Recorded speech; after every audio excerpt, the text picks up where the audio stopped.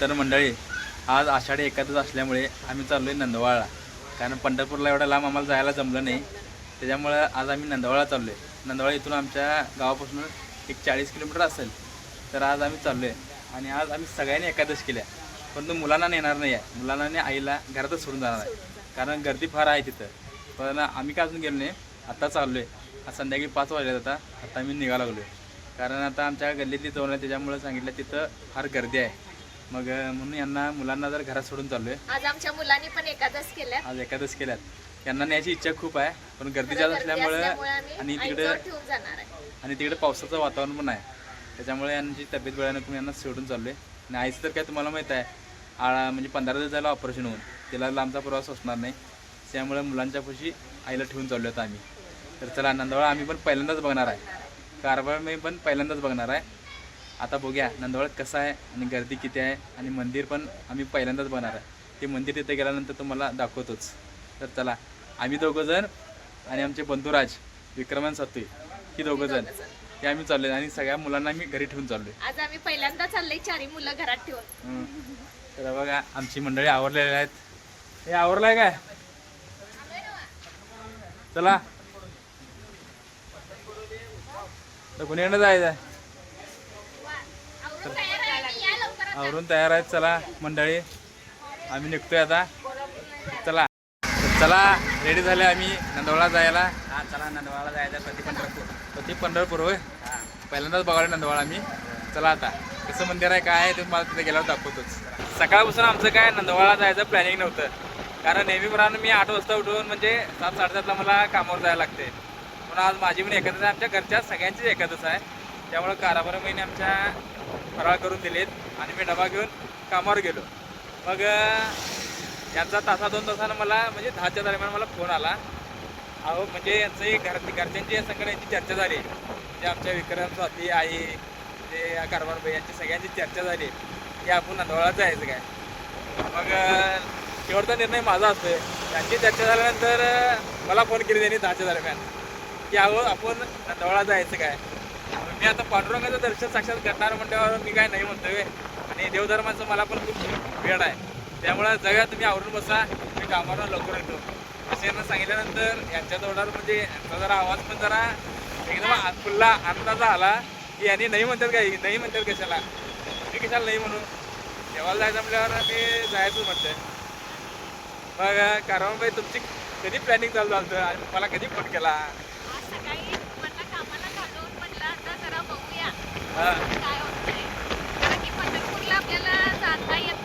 लांब असल्यामुळे त्यामुळे म्हटलं इथल्या इथं तर जरा जाऊन येऊया. इथल्या इथं म्हटलं तर पण भरपूर लांबच आहे. आता जाऊन येऊया.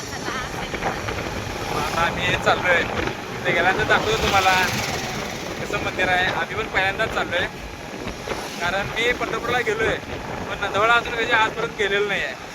पण आता सगळेजण म्हणतात नंदवाळ हे प्रति पंढरपूर आहे म्हणून. आता खरंच बघूया. तर आता आम्ही नंदवाळ कसं आहे आणि मंदिर पण सगळ्यांच्या म्हणजे तोंडातून ऐकलंय, मंदिर पण छान आहे. तर मंडळी, आम्ही आता कनेरी मठापाशी पोचलोय, म्हणजे कनेरी मठाच्या कमानीपाशी पोचलोय. हे बघा, कनेरी मठची कमान बघू शकता तुम्हाला. कमान संध्याकाळचे 6-6:30 वाजलेत आता. ही कनेरी मठची कमान. रस्ता आम्ही बहुतेक चुकलाय वाटतं, आम्ही वर आलोय. थोडं मागाय रस्ता मागाय जरा, आणि आम्ही चुकून पुढं आलोय. तर आता बघूया पुढल्या पाठीमागच्या रस्त्याला आमच्या मंडळी थांबल्यात, म्हणजे विक्रम स्वाती. रस्ता आम्ही जरा पुढं चुकून एक अर्धा किलोमीटर आलोय. तर आता आणि पाठीमागे जायला पाहिजे. चला. नंदवाळ जाताना आम्ही जरा रस्ता चुकल्याला, आम्ही डायरेक्ट वर कनेरी मठाला गेलो. पण हे नंदवाळ जाताना बघा, निसर्गरम्य वातावरण बघा. जरा डोंगर आहे, 8 किलोमीटरचा रस्ता आहे. तर हे बघू कसं सँक्शन आहे. गाडी तर काय वर चढणं झाल्या. सँक्शन बघा कसं आहे. रस्ता थोडा खराब आहे, पण संध्याकाळची आता 7 वाजल्यात, अजून आम्ही नंदवाळमध्ये पोचायचं आहे. बघा हे पूर्ण घाट सँक्शन आहे. आमच्या कारभारामध्ये काय टेन्शन नाही, कुठं तर न्या खरं न्या. रस्ता चुकला काय नाही असलं काय नाही. मी सांगालतो, रस्ता चुकलाय तुम्ही नेलाच कारण की तुम्हाला कधी पण बोलायचं होतं ना. मला जरा करिअरची कमानी बघायची होती. आता आता इथं पण 2 रस्ते फुटल्यात आमच्या ह्या मंडळीने. कळ आता इकडं जायचं का इकडं जायचं. इकडं 2 रस्ते फुटल्यात. आता इथं येऊन चौकात थांबलोय आम्ही. आता इकडं जायचं का तिकडं जायचं कळत नाही. आता कोणाला तरी विचारायला पाहिजे. आता इथं कोणाला तरी विचारून मग आता कुठल्या रस्त्याला जायचं बघूया. चला विचारूया कोणाला तर रस्ता आम्हाला एकाने सांगितला की इकडून जावा, गिरगावातून वर जावं सांगितले. ते गिरगाव गाव लागते आता इथं. तुझं आम्ही चाललो आहे. तर खरंच हे बघा किती निसर्गरम्य वातावरण आहे. संध्याकाळचं कसं प्रवास करायला भारी वाटतंय. बरोबर आहे की नाही? हां त्या रस्ता जरा बघा तुम्ही. जाताना पण चुकायला नको. जाताना रस्ता लक्षात ठेवा आपण कुठं वळलोय काय वळलोय. नाही तर रात्रीची वेळ आहे जायचं कुठं दुसरीकडेच. जाताना लक्षात ठेवायला पाहिजे. कारण आता 7 वाजल्यात. दर्शन घेऊन आपल्याला थोडा वेळ होणार आहे ना. आता आम्ही नंदवाळच्या रोडला आलोय आणि आता पावसाचं वातावरण झाले आणि पाऊस पण चालू झाला आहे. हे निसर्गरम्य वातावरण बघा कसं आहे. छान असं डोंगर आणि पावसाचा झिरमाट चालू आहे. कसलं भारी वाटायला लागलंय बघून. सगळे शूट करा की भारी वाटते. किती मस्त आहे बघा. आज संध्याकाळची वेळ आहे. मला थंडी वाजायला लागल्या. जर्किन सुद्धा अवघड होतं म्हणून तर त्यासाठी भांडणं चालल्यात. पाऊस पडल्यामुळे थंडी वाजायला चहाच्या आठवण आल्या. त्यांना सांगाल शटर घ्या जर्किन घ्या. आपण पण घेतली नाही आणि मला पण घेऊ दिलं नाही. तेवढ्या बाबतीत हुशार आहे त्यानं तेवढं घातलाय पॅक. स्वतःची काळजी मात्र व्यवस्थित घेतात. तर मला थंड वाजायला लागल्या. अजून पण घाला म्हणाल तर हे माझ्या पर्स मध्ये घाला. बरं नंतर घातला असते घ्यायला पाहिजे होतीस.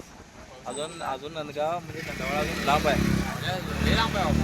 अजून आता पाऊस यायला आहे. 5 मिनिटाचा रस्ता आहे अजून 5-10 मिनिटं आहेत. पाऊस यायला आहे. जातं कुठं बघूया कुठं चहा असला तर पिऊया. आता कुठे जाताना बघूया की तर चहा थंड वाजल्या बाबा. चला आम्ही नंदवाळामध्ये पोहोचलोय. तर वर असं डोंगरावर आहे मंदिर वाटतं. आम्ही आता पहिल्यांदाच बघवलं आणि अंधार पडला आहे. आम्ही असं मोबाईलची टॉर्च लावल्या बघा खाली कर. टॉर्च लावून आम्ही आता व्हिडिओ बनवायला लावले. कारण पूर्ण अंधार भुडूक आहे. हे बघा इकडे बघितला तर पूर्ण अंधार आहे. पूर्ण असं जंगल असल्यागत आहे. त्यामुळे व्हिडिओ पूर्ण आता आम्ही चालत चाललो. कारण गर्दी जास्त असल्यामुळे पार्किंगला गाड्या कमी 1 किलोमीटर लावल्यात आणि आता आम्ही चालत चाललो आहे. चला तुम्हाला आता मंदिर कसं दाखवतो. कारण आता मला चालून आता दमलो आहे मी आणि पूर्ण अंधार भडूकच आहे. आणि गर्दी तर बघा की. आता तुम्हाला पुढल्या कॅमेऱ्याने दाखवतो कसा दिसतोय. हो का पुढल्या गावानं असं फुटतंय असं हे आहे. हवा तर पुढल्या कॅमेऱ्यानं बघू शकता. हे पुन्हा अंधार पडलेला आहे. हे असं व्हिडिओ दिसणार आहे. काय घेतला तुळशीपत्र घेतल्यात. चला मुख दर्शनासाठी आम्ही चाललोय आता.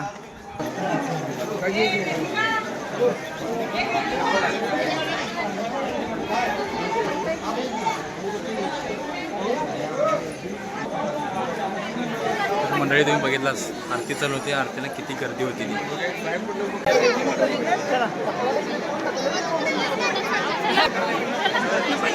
गर्दी नाही आहे असल्यामुळे काय शूट होईना.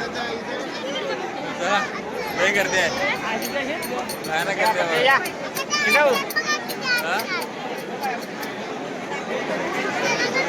काय गर्दी बघा दर्शनाच्या रांगेत थांबलोय. एवढी गर्दी आहे. आमचा आवाज तुमच्याजवळ पोचणार नाही. बघू शकता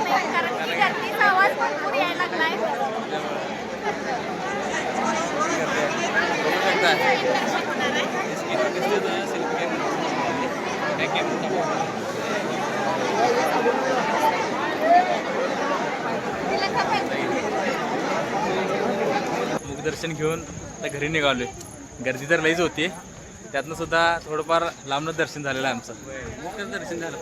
मुखदर्शन झालं आणि व्हिडिओ पण असं म्हणजे अंधार असल्यामुळं काय व्यवस्थित झालेलं नाही आहे. सकाळी आला सुद्धा यायला वेळ झाला आणि पाऊस होता त्यामुळे थोडं थांबत आलो आहे आम्ही. पण झाला एवढा व्हिडिओ कसा वाटला नंतर कमेंटमध्ये नक्कीच सांगा. आला तर दिवसा या. आला तर इकडे दिवसा या, कारण पूर्ण जंगलात आल्या कधी यायला लागते इकडे. आता दिवसा आलं तर व्यवस्थित दर्शन होणार. होय, दिवसाला तर व्यवस्थित दर्शन होणार. कारण आता आम्ही पूर्ण 1-2 किलोमीटर तर जंगलात असं आलोय. पूर्ण झाडे आहेत बाजूने. सगळे प्राणी आठवतील. प्राणी म्हणजे इथं काहीतरी येते काय की असं वाटलं तर, पण तसं काय झालं नाही. आम्ही पांडुरंगाच्या दर्शनला आलो, दर्शन झालेलं आहे व्यवस्थित. आता चला घरी चाललोय आता. तर मंडळी आता रात्रीच्या 11 वाजल्यात. आम्ही आत्ता देवदर्शन घेऊन म्हणजे नंदवाळाजून आत्ता आलोय. आणि आल्या आल्या पहिला फराळ करायला बसलोय, कारण येताना आम्हाला काही मिळालं नाही 11 वाजता. आणि त्यामुळे आता आईने छान असं वरीचा भात, शेंगदाण्याची आमटी हे सगळं चांगलं म्हणजे एकदम खतरनाकच केलेलं आहे. लय शोधलं पण काय खायला मिळालं नाही. शेवटी आईच्या हाताशिवाय पर्याय नाही. पर्यायच नाही आहे. आणि आईला जाताना आम्ही सांगून गेलतो, बाई काय करू नको, आम्ही येताना काय तर तिथे खाऊन येतो, ते काय प्रसाद असेल. तिथे काय प्रसाद मिळाला नाही. आणि येताना आता एवढ्या वेळ झाला म्हणलं, हॉटेल सुद्धा काय बंद होतं. आणि आमचा उपवास होता सोडा, काय तर उपवासाचं काय तर म्हणजे येताना चिप्स वगैरे खाऊन आला मी. आणि अपेक्षेपेक्षा जास्त चाललो. अपेक्षेपेक्षा जास्त चाललं. आईनं मुद्दाम सांगितले आम्हाला एवढं लांब चालत जायला लागते. जाऊन येऊ देत एकदा. एकदम 3-4 किलोमीटर चालायला लागलं आम्हाला. मग कुठल्या गावात लावला आम्ही गाड्या, जैतापूर काय कुठलं गाव, जैतामध्ये गाड्या लावल्या. नंदवाळात चालत गेला 3-4 किलोमीटर. 4 किलोमीटर चालत गेलं. मग फेस पडला चालून. आणि असं आणि असलं एवढं गार वातावरण. वरीचा भात आणि आमटी एवढी साजरी केल्या की काय सांगू, पोट भरलं. एवढं खाल्लं तर पोट भरलं. आणि ह्या चालून चालून एवढ्या जमल्यात त्यांना बोलायच सुद्धा येणार झाले. मला तर झोप आले आता. आल्या पहिला फराळ करायलाच, या बाकीच काय नाही. मस्तपैकी आईने केल्यात. छान असा फराळ केल्यात. छान नाही, खतरनाक. खतरनाक. नादखुळा.